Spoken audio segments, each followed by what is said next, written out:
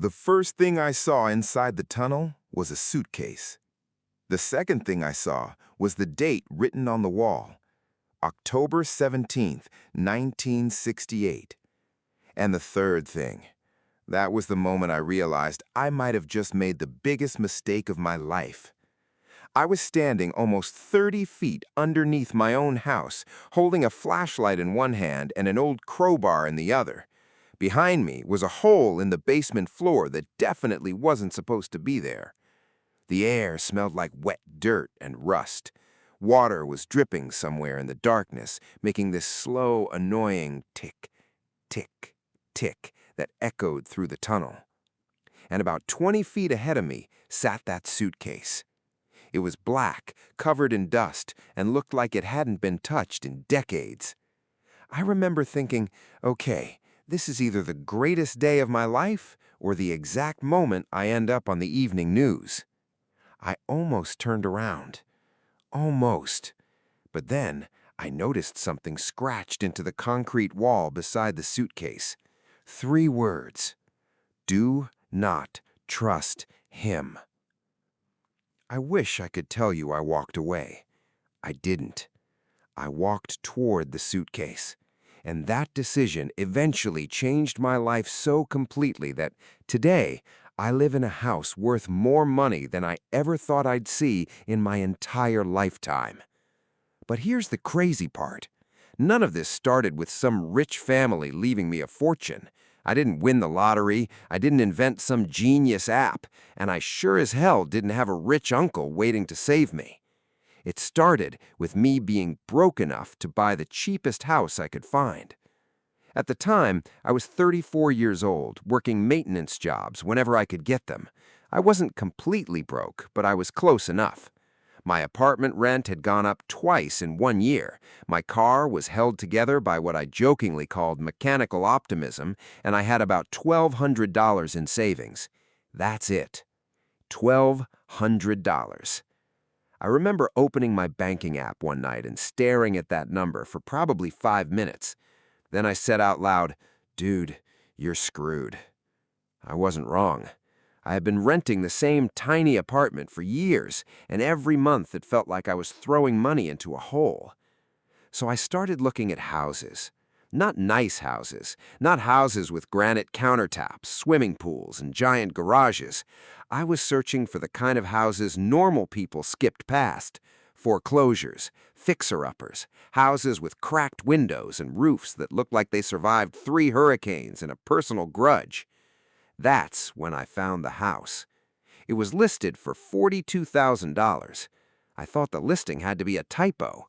The pictures looked awful. The paint was peeling, the grass was almost waist-high, the front door had 3 different layers of paint on it, and there was something about the place that I couldn't explain. It felt empty. Not just abandoned, empty, like somebody had left in a hurry and never came back. I called the realtor. She laughed when I told her I was interested. She asked, "Are you sure?" I said, "Why wouldn't I be?" There was a pause. Then she said, "Let's just say the house has some history." That sentence should have been my first red flag. Instead, I thought it sounded interesting. 2 days later, I pulled up in front of the place. I sat in my car for about 10 minutes before getting out. The house looked even worse in person. The siding was faded, one upstairs window was cracked, the front door had 3 different layers of paint on it, and there was something about the place that I couldn't explain. It felt empty. Not just abandoned, empty, like somebody had left in a hurry and never came back. The realtor handed me the key. She said, "Last chance." I smiled. "How bad can it be?" She looked at the house, then looked at me. "Don't ask me that." I should have listened. The inside smelled like old wood and dust. There were holes in the walls. The kitchen cabinets were ancient. The basement was basically a concrete box with 1 tiny window. But the structure itself wasn't terrible, and that's what convinced me. I could fix ugly. I couldn't fix being broke. So I made an offer. $37,000. The seller accepted. I couldn't believe it. A few weeks later, the house was mine. I signed the papers, drove over with my toolbox, and stood in the empty living room for the first time as the owner. I remember looking around and thinking, okay, this is it. I had a house. It wasn't much, but it was mine. For the first time in my adult life, nobody could raise my rent. Nobody could tell me my lease was ending. Nobody could send me an eviction notice. I actually felt proud. I spent the first few weeks fixing the obvious stuff. I replaced broken outlets, painted the walls, fixed the plumbing, pulled up disgusting carpet. Every night after work, I'd come home covered in dust and sweat, grab a cheap sandwich, and keep working until midnight. I was exhausted, but I loved it. Then, one Saturday morning, I decided to tackle the basement. There was an old wooden storage platform in the corner. It looked like it had been built decades ago. I started tearing it apart. The first few boards came off easily. Then I hit one that wouldn't move. I grabbed the crowbar, pulled. Nothing. I tried again. Still nothing. Finally, I put my foot against the wall and gave it everything I had. Crack! The board snapped. But it wasn't the board that made the sound. It was the floor underneath it. The concrete cracked. I froze. For a second, I just stared at it. Then I heard something. A hollow sound. I knocked on the concrete. Thunk. I knocked again. Thunk. My heart started beating faster. There was something underneath the floor. I moved the remaining boards out of the way and started breaking the concrete around the crack. It took me almost 2 hours. Dust was everywhere. My hands were shaking. Eventually, a section of concrete gave way, and underneath it was darkness. Not a small gap, not a crawl space, a hole. I shined my flashlight down. There were stairs, old concrete stairs disappearing into the ground. I just stood there staring. My first thought was that I'd found some kind of drainage system.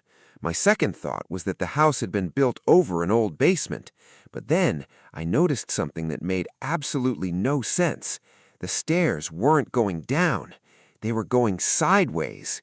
A tunnel underneath my house. I grabbed my phone and took a picture. Then I called my best friend, Mike. He answered on the 4th ring. "What's up?" I said, "You're not going to believe this." "What?" "I found a tunnel underneath my house." There was silence. Then he laughed. "Shut up." "I'm serious." "Like a raccoon tunnel?" "No, like a human tunnel." His laughter stopped. "You want me to come over?" "Yeah." 20 minutes later, Mike was standing beside the hole. He looked down, then looked at me. "Dude." "I know." "That wasn't in the inspection report." "No." He crouched down and shined his flashlight inside. We couldn't see the end. The tunnel disappeared into darkness. Mike looked at me. "You going in?" I should have said no. Instead, I grabbed my flashlight. Obviously. And that's how I ended up crawling into a tunnel underneath the cheapest house in town without knowing that someone had built it decades before I was even born, and without knowing that somewhere in that darkness, someone had left a suitcase waiting for me. I put one hand on the wall and stepped into the tunnel. The temperature dropped almost immediately. It was probably 10 degrees colder down there than it was in the basement, and the air had that weird underground smell, wet concrete, dirt, and something metallic. Mike followed behind me. "Man, this is insane," he whispered. "Yeah. Are we sure this is legal?" I looked back at him. "Legal? We're literally walking through a tunnel under your house." I shrugged. "Technically, it's my tunnel." Mike laughed. "That's not how that works." I didn't answer, because honestly, I wasn't thinking about whether it was legal. I was thinking about where the hell it went. The tunnel was narrow, maybe 4 feet wide. The ceiling was just high enough that I could walk without completely hunching over. Every few feet, we found old wooden beams holding up the ceiling. They were dark and rotten, and some of them had cracked down the middle. I kept telling myself this was a terrible idea. Then we'd take another step and another, and somehow that made me want to keep going. After about 30 yards, the tunnel split. One passage went left, the other went right. Mike stopped. "Okay," he said, "this is where horror movies usually go bad." I laughed. "Which way?" He pointed left. "Left. Why?" "Because the right one looks like we're going to die." I looked down both tunnels. They both looked like we were going to die. So I chose left. We walked another 50 feet before the tunnel opened into a small room. There was a wooden table in the middle, 2 chairs, a rusted lantern, and a metal filing cabinet pushed against the wall. Mike stared at it. "What is this place? I have no idea." I walked toward the filing cabinet. The first drawer was empty. The second had a bunch of old newspapers. The third was locked. I tried pulling it. Nothing. Mike looked at me. "You've got that look." "What look?" "The I'm about to break something that shouldn't be broken look." I smiled. "Move." I found an old piece of metal lying on the floor and used it to pry the drawer open. It took maybe 30 seconds. Inside were dozens of folders. Every single one was covered in dust. I picked up the first folder. There was a name written on it. Samuel Carter. I opened it. Inside were property records, maps, receipts, handwritten notes. Nothing that made sense. Then I found another folder. Daniel Carter. Another one. Thomas Carter. 3 generations of the same family. I started flipping through the papers faster. Mike leaned over my shoulder. "What's this?" I pulled out a map. It showed our entire neighborhood, but there was something strange about it. Several properties had been marked with red circles, including mine. I stared at the map. "Why is my house marked?" Mike pointed to another circle. "That's my neighbor's place." Then another. "And that's the old church." We looked at each other. This wasn't some random tunnel. Someone had been mapping the neighborhood, and they'd been doing it for a long time. I pulled another document from the folder. It was dated 1968. At the top was a sentence typed in capital letters. "Project North Star, Private Property Survey." I read it twice. "North Star?" Mike shook his head. "Never heard of it." Neither had I. I kept searching through the documents. Then I found a photograph. It showed 4 men standing in front of my house, but the house looked completely different. There was no fence, no big tree, no porch, and behind the men was a sign. I zoomed in with my phone. The sign said, "Carter and Sons Development Company." Mike looked at me. "Your house used to belong to them?" "Apparently." I turned the photograph over. There was handwriting on the back. October 17th, 1968. The same date I'd later see inside the tunnel. I felt a chill run down my spine. "Mike." "What?" "Look at this." I showed him the back of the photograph. He stared at the date. Then he looked around the room. "Okay." "What?" "I think we should leave." "Why?" "Because we've already found enough weird stuff for one day." He wasn't right, but I couldn't stop. Something about those files bothered me. It wasn't just that there was a tunnel under my house. It was that someone clearly spent years hiding something down here, and whoever built this place had gone to a lot of trouble. I opened another folder. Inside were pages of numbers, coordinates, property values, dates, names. And then I saw something that made my stomach drop. My address, right at the top of the page. Underneath it was a handwritten note. "Primary access point." I read it again. "Primary access point." Mike leaned closer. "What does that mean?" "I don't know." Then I noticed another line underneath. "Do not allow new owner to discover lower passage." We both went silent. I looked at Mike. Mike looked at me. "New owner," he said. "Yeah, that's you." "I know." For the first time since we'd entered the tunnel, I felt genuinely uncomfortable. Someone had written about the future owner of my house, not the previous owner, not the Carter family, the new owner, me. I put the papers back into the folder. "Let's go." Mike didn't argue. We hurried back through the tunnel, but when we reached the fork, something stopped me. I looked down the right passage. I hadn't noticed it before, but there were fresh marks in the dirt. Footprints. They weren't old. They were sharp, recent. I crouched down. Mike saw them too. "Those yours?" I shook my head. "We came from the other side." He looked behind us, then back at the footprints. "Somebody's been down here." Neither of us said anything. We slowly followed the footprints. The passage became narrower. The walls changed from concrete to old brick. Then we saw something ahead, a metal door. It was covered in rust, but there was a brand new padlock hanging from it. Mike whispered, "That's not from 1968. I reached toward the lock. Before I could touch it, we heard something from the other side. Clank. We froze. Then another sound. Footsteps. Someone was walking behind the door. Mike grabbed my arm. "Run." This time I didn't argue. We sprinted back through the tunnel. I nearly slipped twice. We climbed the stairs, pulled ourselves through the hole in the basement floor, and slammed the wooden boards back over the opening. For several minutes, neither of us spoke. We just stood there breathing hard. Finally, Mike looked at me. "You're selling the house." I shook my head. "What? I'm serious. You're selling it." I looked down at the floor, then at the boards hiding the entrance. There was no way I was selling, not anymore, because whoever had been using that tunnel had left something behind, and I needed to know what it was. That night, after Mike went home, I sat alone at my kitchen table.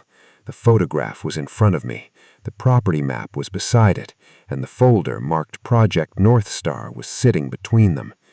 I spent hours searching online. I found nothing. No company, no project, no records. It was like North Star had never existed. Then, around 2:13 in the morning, I noticed something I'd missed earlier. On the back of the property map was a handwritten number, 17. Underneath it were two words, "Third Wall." I stared at the basement door, then at the clock, 2:13 a.m. I should have gone to bed. Instead, I grabbed my flashlight, and I walked back downstairs. I stood at the bottom of the basement stairs with my flashlight in one hand and the old map in the other. The house was completely silent. Not normal silent either, the kind of silent where every little noise suddenly sounds 10 times louder. The refrigerator upstairs kicked on. I nearly jumped out of my skin. "Get it together, man," I whispered. I looked at the map again. 17, third wall. I counted the basement walls. 1, 2, 3. The third wall was the one behind the old furnace. I moved toward it. There wasn't anything unusual at first, just cracked concrete, peeling paint, and a bunch of pipes running along the ceiling. I ran my hand across the wall. Nothing. Then I noticed a small difference in the concrete. One section was slightly darker than the rest. I tapped it. Thunk. My stomach dropped. No way. I tapped again. Thunk. There was another hollow space behind it. I grabbed my crowbar, the same crowbar I'd used when I first found the tunnel. I wedged it into the crack. The concrete resisted. I pushed harder. Then, crack! A chunk of concrete fell onto the floor. Behind it was brick, old brick. I started removing the pieces one by one. About 20 minutes later, I had created a hole big enough to see through. I pointed my flashlight inside. There was another room. But this one was different. It wasn't a tunnel. It looked like an office. An old wooden desk sat in the middle. There were shelves along the walls, and hanging above the desk was a faded sign, Carter and Sons. I just stood there. This room had been sealed inside my basement for 50 years. I climbed through the opening. The floor creaked beneath my boots. Dust floated through the beam of my flashlight. Everything was covered in a thick layer of dirt, except for one thing, the desk. There were fresh fingerprints in the dust. Someone had been here recently. I slowly walked toward it. On top of the desk was a small black notebook. I opened it. The first several pages were filled with numbers. then names, then property addresses. I kept flipping, and that's when I found something that made my blood run cold. My name, Michael Harrison. I froze. That was me. My full name was written in the notebook. But there was something even stranger. The entry wasn't dated 1968. It was dated 6 months earlier. I stared at the page. How the hell? I couldn't finish the sentence. Someone had been tracking me before I ever bought the house. I flipped backward through the notebook. There were other names, people who had apparently looked at the property before me. Every single one had been crossed out. My name hadn't been crossed out. Yet. I felt a wave of panic. I closed the notebook and stepped away from the desk. That's when I heard a noise upstairs. The front door. It slammed shut. I stopped breathing. Someone was inside my house. I turned off my flashlight. Darkness swallowed the room. I stood completely still. Then I heard footsteps, slow, heavy, walking across the floor above me. I reached into my pocket and grabbed my phone. I thought about calling 911. Then I heard the footsteps stop. A few seconds passed. Nothing. Then, knock, knock, knock. 3 knocks on the basement door. I didn't move. Another 3 knocks. My heart was pounding so hard I could hear it. I stayed inside the hidden room for what felt like an hour. Eventually, I heard the front door open, then slam. I waited another 10 minutes before turning my flashlight back on. I climbed through the hole. The basement was empty. I ran upstairs. The front door was unlocked, but nobody was there. I checked every room. Nothing. Then I noticed something on my kitchen table, a piece of paper. I hadn't left it there. I walked toward it slowly. There were only 5 words written on it. You were never supposed to find it. I stood there staring at the message. My first thought was to call the police. My second thought was that I had no idea what I'd even tell them. Hey, officer, someone broke into my house because I found a secret tunnel under my basement. It sounded insane. So instead, I called Mike. He answered half asleep. What? Someone was in my house. He was immediately awake. What happened? I told him everything. The hidden room, the notebook, my name, the note. There was a long silence. Then he said, I'm coming over. 20 minutes later, he pulled into my driveway. We went straight downstairs. I showed him the hidden room. He stared at the desk, then at the notebook. You've got to be kidding me. I'm not. He picked it up. Your name really is in here? Yeah. He flipped through the pages. Then he stopped. Wait, what? He pointed at one of the names, Robert Mason. That's the guy who owned your house before you. I looked closer. Next to his name was a date, 1979, and beside it, 2 words, refused payment. What does that mean? Mike shrugged. Maybe they tried to buy the property. I looked at the map, then at the notebook. Why would someone care so much about this house? Mike didn't answer. Instead, he started searching the desk. He opened every drawer. Most were empty. The bottom drawer was locked. I pulled out my crowbar again. Mike laughed. Of course you brought the crowbar. It's basically part of the family now. I forced the drawer open. Inside was a small envelope. It had 1 word written on it, North Star. I opened it. There was a single sheet of paper. It wasn't a contract. It wasn't a map. It was a list, 23 addresses. My house was number 1. The old church was number 7. Mike's house was number 12. I looked at him. Your house is on here. His face changed. What? He took the paper from me. He read the list again. Then he looked at me. Okay, that's officially messed up. There was a final address at the bottom, number 23. I recognized it immediately. It was the address of an abandoned warehouse on the edge of town. I'd driven past it hundreds of times. It had been empty for as long as I could remember. But there was one thing that didn't belong. A brand new security camera was mounted above the entrance, and the little red light was blinking. Someone was watching the building, and maybe they were watching us too. We stayed in the car for almost 10 minutes just watching that little red light blink above the warehouse entrance. Nobody said a word. Finally, Mike broke the silence. Tell me you see that. Yeah, that's brand new, right? Looks brand new. He leaned back in the passenger seat. So we're just going to pretend that's normal? I shook my head. Nope. I turned off the engine. Mike looked at me. Where are you going?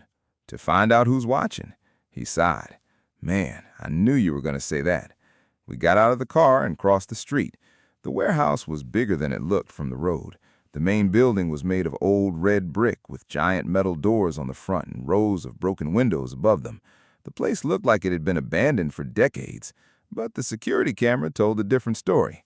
We walked around the side. There was a small metal door. It was locked. Mike pulled out his phone. Want me to call somebody? Who? Police? I looked at him. And tell them what? He laughed. Fair point. I examined the lock. It wasn't an old lock. It was modern, heavy duty. Someone had gone through the trouble of securing this place recently. I pulled out the key ring I'd been carrying since I bought the house. There were maybe 6 keys on it. Most were useless. I tried one, nothing. Second, nothing. Third, nothing. Then I tried an old brass key that had been attached to the house's original basement keys. Click. The lock opened. Mike stared at me. You're kidding. I pushed the door open. Apparently not. The smell hit us immediately. Dust, oil, mold. But underneath all of it was something else. Fresh paint. Someone had been working inside. We stepped into a narrow hallway. My flashlight moved across the walls. Old pipes ran along the ceiling. There were electrical cables everywhere. And then I saw something familiar. A symbol. The same circle with the downward arrow from the map. It was painted on the wall. Mike touched it. This is real. Yeah. We followed the hallway until we reached a large room. There were old machines covered with white sheets, a desk, some filing cabinets, and a staircase leading down. Mike looked at me. Guess that's the vault. I nodded. We walked downstairs. The deeper we went, the newer everything looked. The walls changed from old brick to reinforced concrete. The lights above us actually worked. Mike stopped. How are the lights working? I looked up. Good question. We kept walking. At the bottom was a massive steel door. It looked like something you'd see in a bank. There was no handle, only a keypad. Mike stared at it. You know the code? No. Great. I walked closer. There were 4 numbers scratched into the metal. 1768. I entered them. Nothing. Then I realized something. The date. October 17th, 1968. I typed 101768. The keypad beeped. The lock clicked. Mike stepped backward. No freaking way. The door slowly opened. Behind it was a room the size of a small warehouse, and that's when I realized we had completely underestimated what North Star was. There were shelves everywhere, boxes stacked from floor to ceiling, old documents, maps, photographs, metal cases, and hundreds of sealed envelopes. It looked like somebody had taken 50 years of secrets and dumped them into one room. Mike walked toward the nearest shelf. He picked up a box. Look, inside were old property deeds. He pulled out another, more deeds, another, bank records, another, stock certificates. I grabbed a folder. There were documents from the 1960s, then the 1970s, then the 1980s, then the 1990s. Someone had been maintaining this place for decades. I started digging through the boxes, and that's when I found the thing that would eventually make me rich. It wasn't gold, it wasn't cash, it wasn't diamonds. It was a folder marked North Star Final Asset Transfer. I opened it. The first page was a list of companies. Most of them meant nothing to me. Then I recognized one, a company today that was worth billions. I stared at the name. Mike, what? You know this company? He looked at the page. His eyes widened. Everybody knows that company.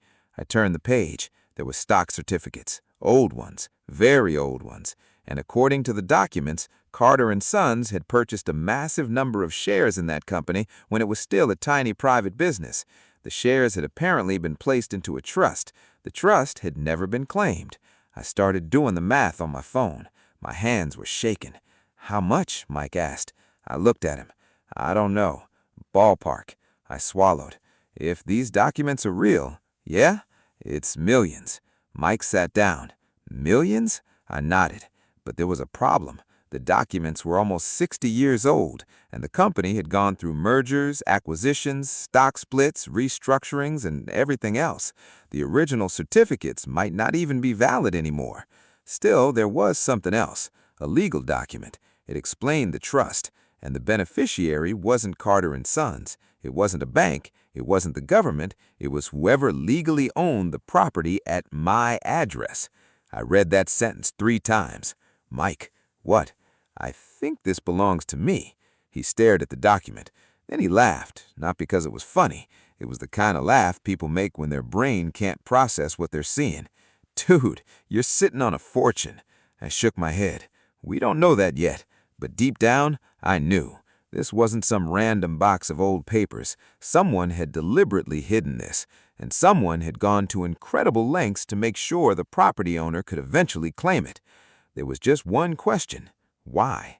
I kept searching. Near the back of the vault was another metal cabinet. Inside was a thick binder. The cover read, North Star Succession Plan. I opened it. The first pages described the original purpose of the project. Carter and Sons had been a real estate development company, but they had discovered something underground while building the neighborhood, something valuable. Not gold, not oil, land. The tunnels gave them access to properties before anyone else knew what was underneath them.